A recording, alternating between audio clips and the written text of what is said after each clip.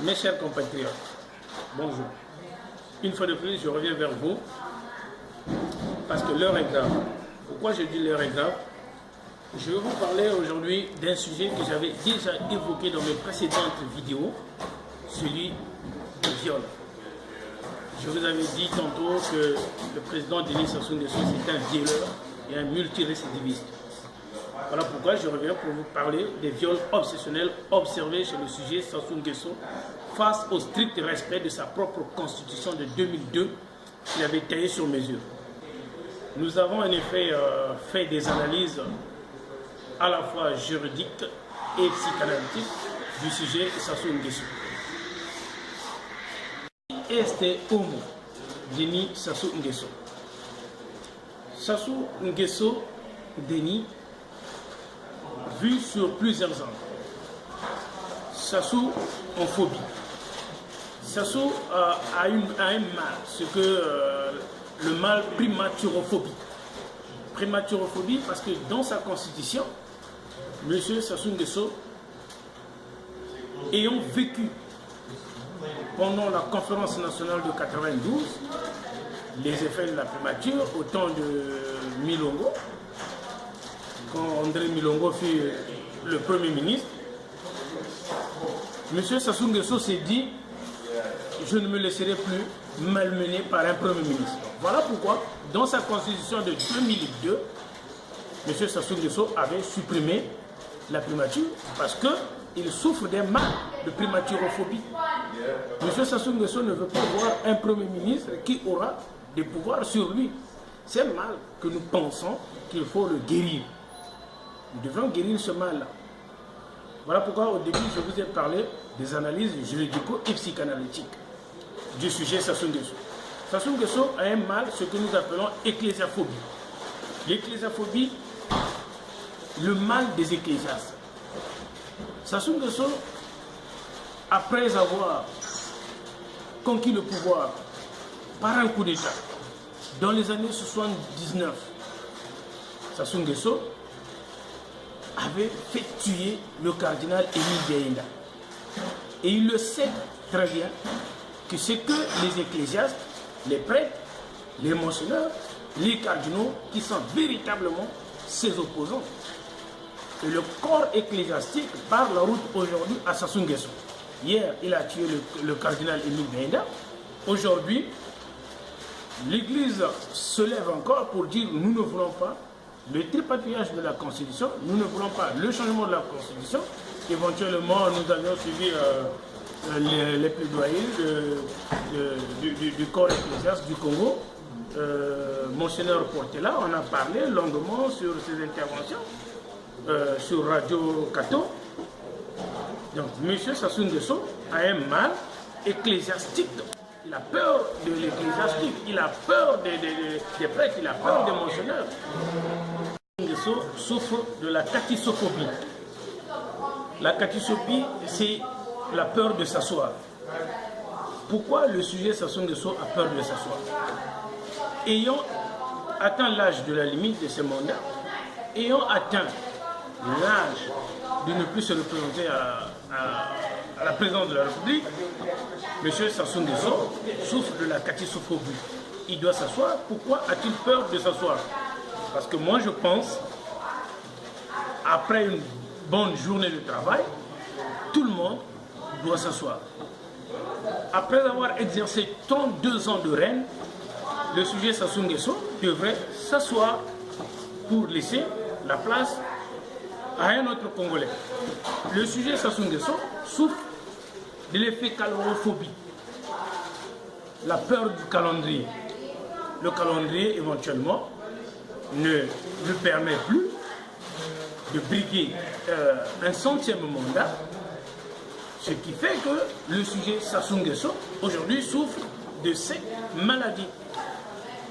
Monsieur Sassou Nguesso souffre de la compagnomophobie, la peur des amis. Sassou Nguesso, c'est quelqu'un qui voit le diable partout.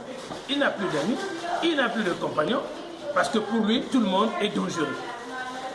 Il n'a plus d'amis, tout le monde est dangereux. Et il voit le diable partout, il ne s'assoit pas. C'est un président steward. Chaque fois, il est dans les avions, chaque fois, il est au Centrafrique, au Tchad, en France, en Espagne. Le sujet Sassou Nguesso a peur de ses amis. Le sujet Sassou Nguesso souffre d'une castorturophobie, le mal de la Constitution. Le sujet Sassou Nguesso a un mal qu'on doit guérir, celui de la Constitution. Le sujet Sassou Nguesso a peur de sa Constitution. Il a taillé une Constitution sur mesure, mais cette Constitution aujourd'hui le rattrape. Monsieur Sassou Nguesso ne dort pas. Soyez-en sûrs, mes chers compatriotes, peuple congolais, où que vous soyez, sachez-le que vous et moi, nous dormons mieux que le président Denis Sassou Nguesso, parce qu'il a peur de cette Constitution-là. Alors, qui est Sassou Nguesso? Je vous ai parlé tout à l'heure des mots. Nous avions fait des analyses à la fois juridico-psychanalytiques du sujet de Sassou Nguesso. Sassou Nguesso en chiffres. Sassou Nguesso en chiffres, c'est 0 entreprise publique viable créée. Nous sommes tous unanimes, Congolais et Congolaises de Brazzaville. Depuis que le président de la République, Sassou Nguesso, a pris les rênes du pouvoir, il y a 0 entreprise publique viable créée au niveau du Congo. Cependant, d'autres ont été fermées. Et ce n'est pas les opposants qui me diront, ou le pouvoir en place qui me diront le contraire, parce que beaucoup des entreprises ont été fermées dès lors que Sassou Nguesso avait pris les rênes du Congo. Sassou Nguesso en chiffres, c'est 3 guerres civiles meurtrières. 93, il était là. 97, il était là. 98, il était là. Sassou Nguesso, c'est l'homme aux guerres civiles meurtrières qui a connu notre pays. Sassou Nguesso, c'est 3 attentats, des massacres adjugés au moins. Ce que nous connaissons, les attentats de l'IKEA, M. Sassou Nguesso a été impliqué. Les massacres du Bit, Sassou Nguesso encore se retrouve. Les massacres de 98, les massacres de 2003-2007 dans nos villages, dans le pôle, le sud, Sassou Nguesso est toujours impliqué. Sassou Nguesso en chiffres, mais c'est encore 8 changements de constitution sur 12 que notre pays a connu, le Congo-Brazzaville. Depuis les indépendances, le Congo-Brazzaville a connu des changements de constitution, des amendements, mais sur les 12 qu'a connu notre pays, Sassou Nguesso en a fait 8. Et aujourd'hui encore, cela veut se perpétuer. Aujourd'hui encore, nous pensons qu'il veut continuer. Sassou Nguesso, c'est 21 ans de pénurie d'eau et de courant dans notre pays. Hélas, mes frères et sœurs, chers compatriotes, nous avons vu la création du barrage d'Imboulou, mais c'est un fiasco, c'est encore une catastrophe, parce que le Congo souffre toujours de ce que nous appelons pénurie de courant, pénurie d'électricité, pénurie d'eau. Pour un pays producteur de pétrole, le pétrole, l'essence, le carburant manquent encore. Et nous avions fait, jadis avec la Coupe du Monde, dans les quartiers, à Pointe-Noire-Ngoyo, à Siafoumou, à Loussala, les gens n'ont même pas regardé la Coupe du Monde, la Coupe d'Afrique. Sassou Nguesso, c'est 32 ans de règne sans partage. Eius moribus adversum constitutionem. Eius moribus adversum constitutionem. Ses habitudes contre la Constitution.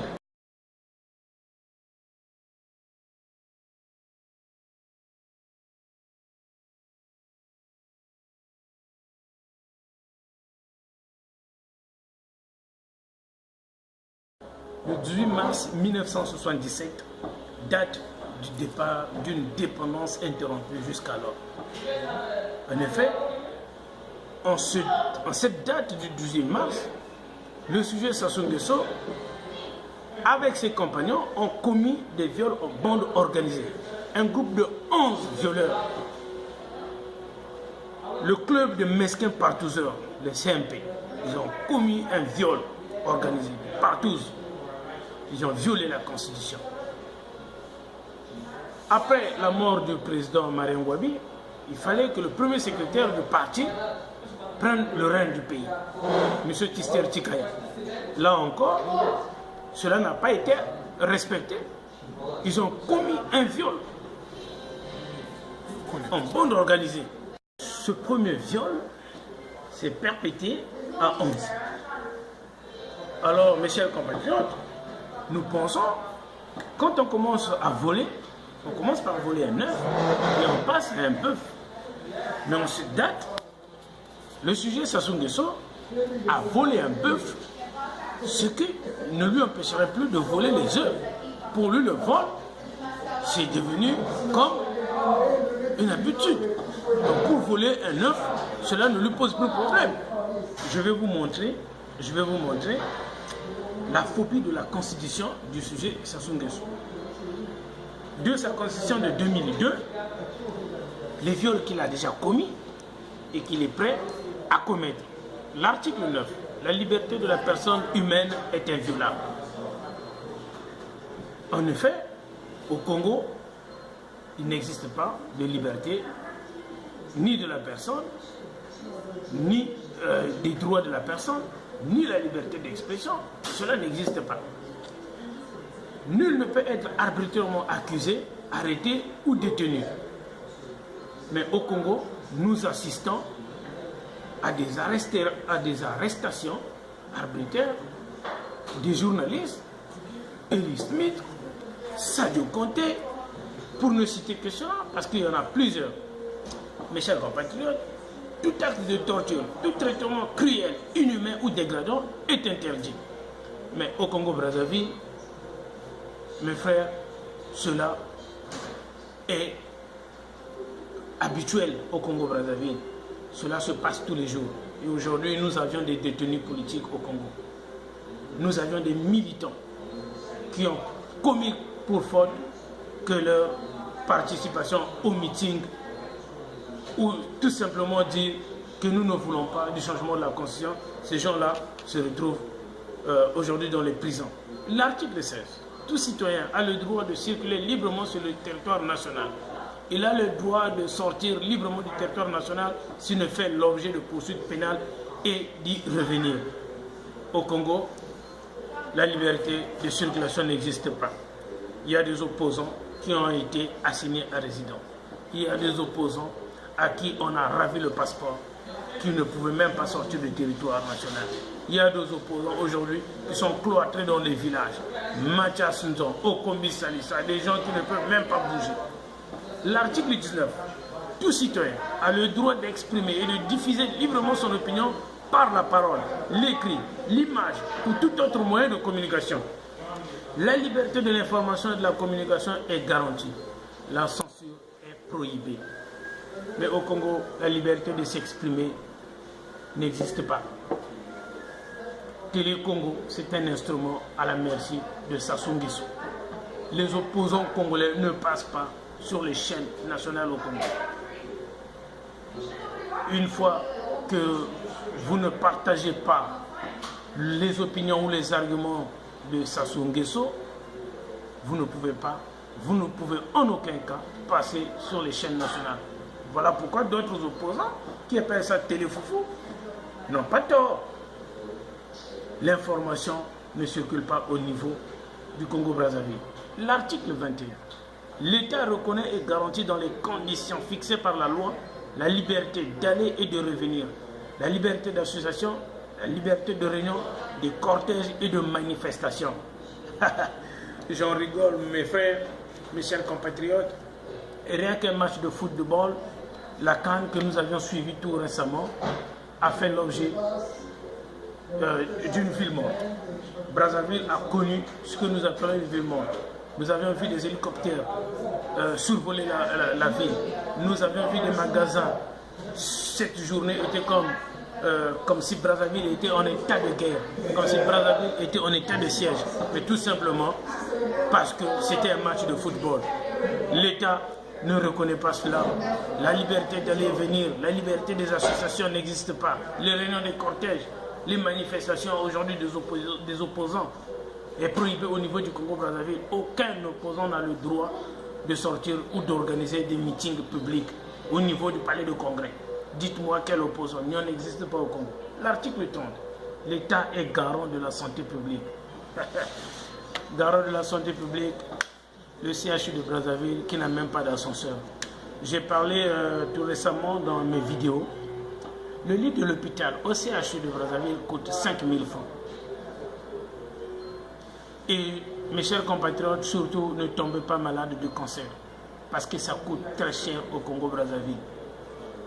Le Congo-Brazzaville a une pénurie de médecins. Le Congo-Brazzaville a une pénurie de médicaments. Le Congo-Brazzaville n'a pas des hôpitaux dignes de ce nom.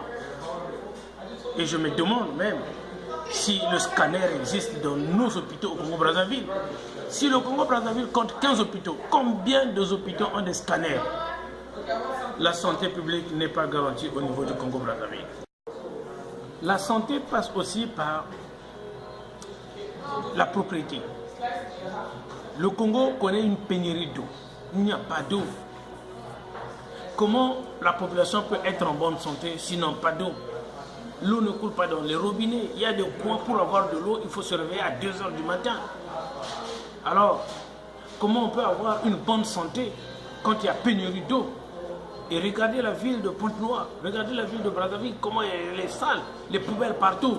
Il n'y a même pas de service de voirie, il n'y a même pas de service de ramassage des ordures. L'article 35, tout citoyen a droit à un environnement sain, satisfaisant et durable, et a le devoir de le défendre. L'État veille à la protection et à la conservation de l'environnement.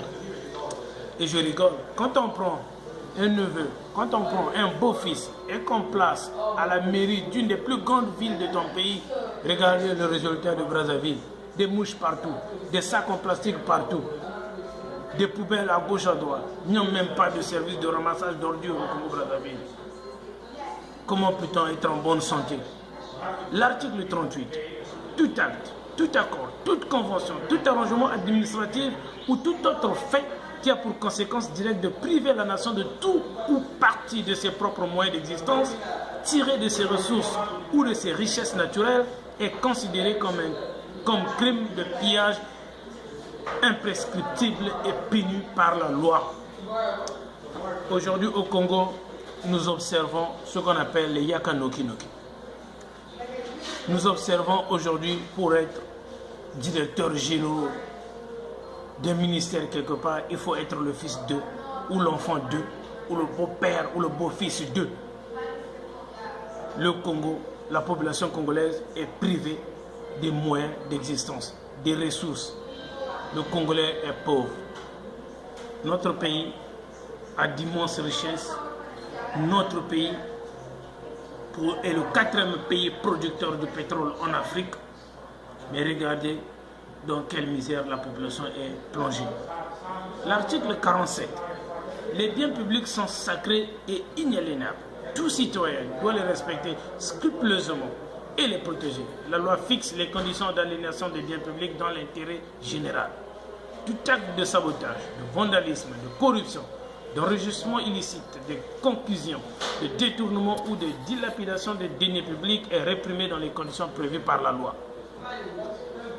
Il me semble, mes chers compatriotes, que nous avions affaire à une bande de violeurs multirécidivistes au Congo.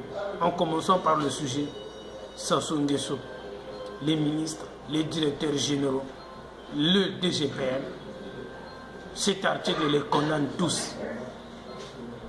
L'acte de corruption, l'enrichissement illicite.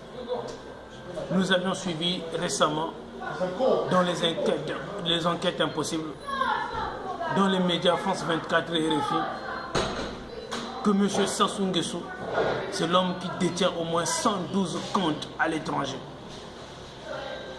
Et des maisons qui dépassent même l'entendement. Ce sont des gens qui font des anniversaires à 70 millions d'euros. Madame Sassou l'a fait tout récemment. L'article 48. Tout citoyen élu ou nommé à une haute fonction publique est tenu de déclarer son patrimoine lors de sa prise de fonction et à la cessation de celle-ci, conformément à la loi. L'inobservation de cette obligation entraîne la déchéance des fonctions dans les conditions fixées par la loi. Je vous avais parlé, mes frères, que nous avions affaire non pas à des responsables, mais à des fous et à des malades mentaux. Le président de la République, Denis Sassou Nguesso, n'a jamais déclaré son patrimoine. Ni dans les années 1979, ni en 92, ni en 2015. Personne ne connaît les biens, le patrimoine de ce président de la République. Personne ne connaît le salaire du président de la République. Je connais combien gagne M. Harper. Je connais combien gagne M. François Hollande. Est-ce que les Congolais connaissent le salaire du président de la République? Est-ce que les Congolais connaissent le salaire d'Isidore Mvuba? Je ne pense pas. Qui connaît les biens, le patrimoine du président? Voilà les viols de sa propre constitution. Personne, il n'a jamais déclaré son patrimoine. L'article 73. Le président de la République occupe une résidence officielle. Dites-moi, mes chers compatriotes, où habite le président de la République? Est-ce en Pila ou est-ce que c'est au plateau? Et je vais vous livrer un secret que peut-être d'autres Congolais ne connaissent pas. La résidence de Mpila est payée par l'État congolais, par les contribuables congolais. Et cette résidence coûte très cher aux Congolais.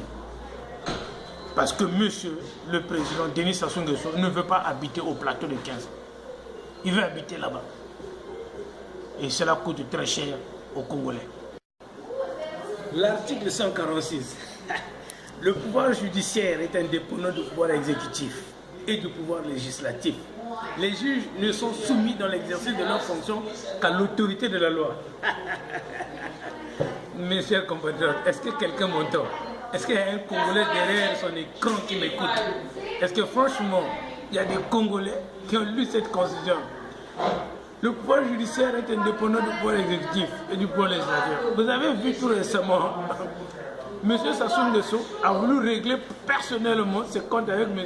Ntsuru et il s'est servi de la justice. Aujourd'hui, M. Ntsuru se retrouve en prison, mais qui n'a même pas subi un procès équitable. Et là, on nous parle de la justice dans sa constitution. Est-ce que franchement, il y a un Congolais qui m'entend? Les juges ne sont soumis dans l'exercice de leur fonction qu'à l'autorité de la loi. Mais la justice congolaise n'est pas indépendante. La justice congolaise, nous savons tous, Congolais, que cette justice, que M. Sassou Nguesso a la même mise sur la justice de notre pays. L'article 138. Nul ne peut être arbitrairement détenu. Là encore, mes chers compatriotes, je vous dis, parfois quand je reste chez moi, je rigole. Je rigole parce que nous savons tous que le Congo a des détenus qui n'ont jamais suivi de procès. Et tout récemment, avec les membres du CDRC qui ont été arrêtés à Pointe-Noire. Il y a beaucoup de détenus. Nous avons vu l'expulsion des journalistes dans notre pays, le Congo, qui n'ont subi aucun procès. Alors, mes chers compatriotes, est-ce qu'il y a-t-il vraiment quelqu'un qui m'entend? Nous avions affaire à des violeurs. Est-ce que nous sommes vraiment dirigés par des gens honnêtes ou une bande de mafieux ou une bande de violeurs multirécidivistes? L'article 185. L'initiative de la révision de la Constitution appartient couramment au président de la République et aux membres du Parlement.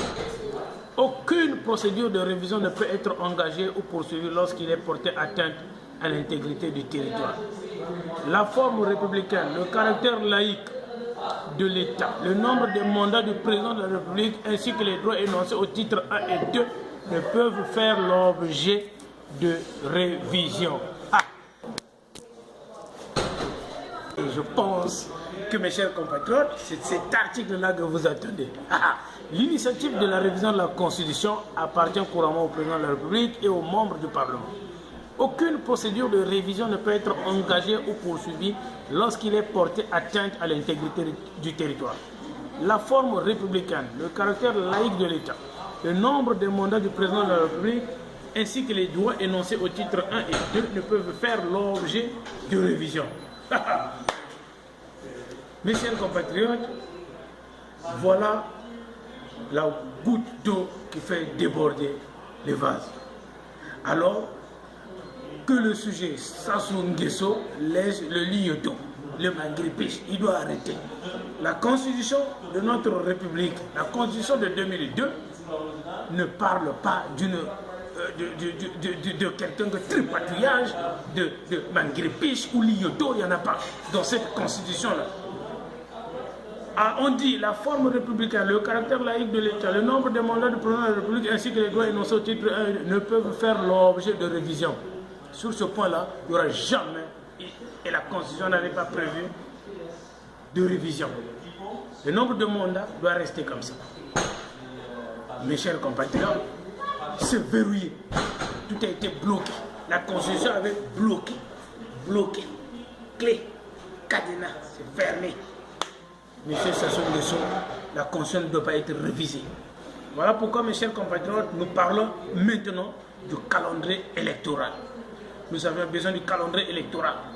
Que le président de la République nous donne le calendrier électoral. Voilà sur quoi nous tenons.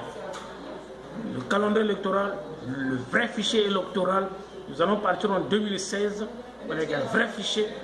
Nous devons savoir quand, comment, pourquoi et où va se tenir les élections présidentielles. C'est maintenant ou jamais, parce que la Constitution ne prévoit pas de révision. Arrêtez le viol, arrêtez le vol, les Congolais vous régalent.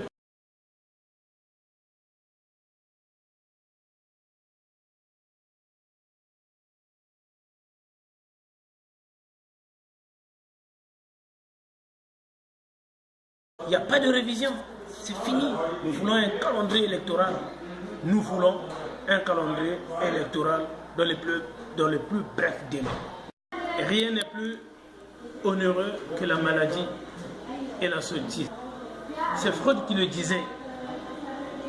Mais je ne me rappelle plus, dans un de ses livres, Freud avait dit, dans la vie, rien n'est plus onéreux que la maladie et la sottise.